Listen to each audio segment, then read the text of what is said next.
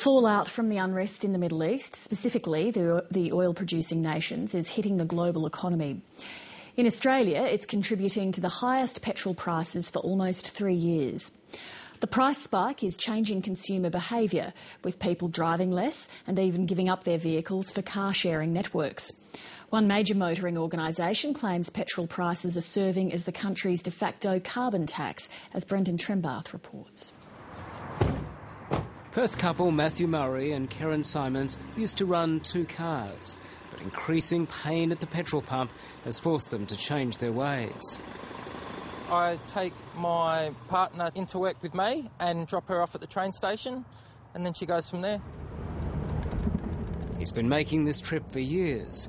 With the worsening traffic and the current price of petrol, it's frustrating and expensive. Back 16, 17 years ago, it used to cost me $40 to fill up for the week. Now it's costing me in this year $120. At the end of April, the national average price of petrol was about $1.45 a litre, which seems incredibly steep if you go back a few decades. Inflation has worked its black magic. In the 70s, the average price was 20 to 30 cents a litre. In the 80s, 20 to 40 cents. In the 90s, 40 to 80 cents. Then the price of petrol exploded, entering the new realm of 80 cents to $1.60.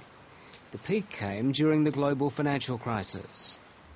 Here we sit in 2011 at $1.45 at the moment, so in relative terms we're still well below the peak price. Where prices go next is anyone's guess. Petrol prices, I think, are going to rise. I wouldn't be surprised if it eventually gets to $2. I think it's going to be a pretty sad day, but unfortunately I think that's what's going to happen. Well, my feeling is that petrol prices rising is a bit like death and taxes. It's inevitable. Wendy Machin heads Australia's largest motoring organisation. We know petrol prices will go up. That's why the NRMA and a number of the other auto clubs around Australia have for some time now been starting to say we've got to get into alternatives.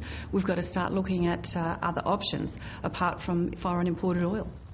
Large oil fields are being exhausted and new sources of oil are harder to find. The oil industry is trying to be optimistic, though. Some observers say there is much more oil still to be discovered. But that's not everyone's view. Well, it's just wishful thinking to think we're going to find more oil. There's an ongoing debate about that, a bit like climate change. You know, have we reached peak oil? A lot of people think we might have hit peak oil a couple of years ago. For Australia, it's a real risk. We are an importer of oil. We are importing increasing amounts of oil. That costs us dearly in terms of our import costs, and it puts us at the mercy of foreign suppliers. Dwindling oil supplies and the pressure on petrol prices are forcing motorists to reconsider how often they drive. If you look at the last 5 years, the proportion of a typical family budget that's devoted to fuel has stayed around the 4 to 5% level. So that's despite the rise in the fuel price, people must be using less fuel. And they're doing that by either driving less, using public transport more, and of course switching from the typical large 6-cylinder Australian car down to smaller 4-cylinder, typically sports utility vehicles. That's probably good for the environment. Motor vehicles account for about 8% of Australia's carbon pollution. Motorists already pay a type of carbon tax at the petrol pump. 38 cents a litre goes to the federal government.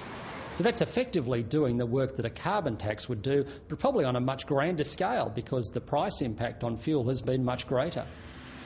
The motoring organisations want a tax break and more funding to encourage the use of other fuels and more fuel-efficient vehicles. For now, though, they say most motorists are stuck with thirsty petrol engines. We noticed that the cost of petrol kept getting more expensive, and when it got to $50 to fill up our Barina, we thought that was getting a little bit too far. In many cases, people are selling their cars and looking for another option. Kirsten Hunter joined a car-sharing network, which has cars parked in spots around the city. She books one for big shopping trips or weekends away.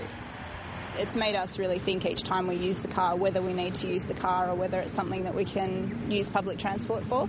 The actual vehicle sales in Australia in the last year have declined about 4%. So there has been a decline in the vehicles, overall. There has been a significant shift in the types of vehicles that are being purchased, and there has been a significant growth in public transport.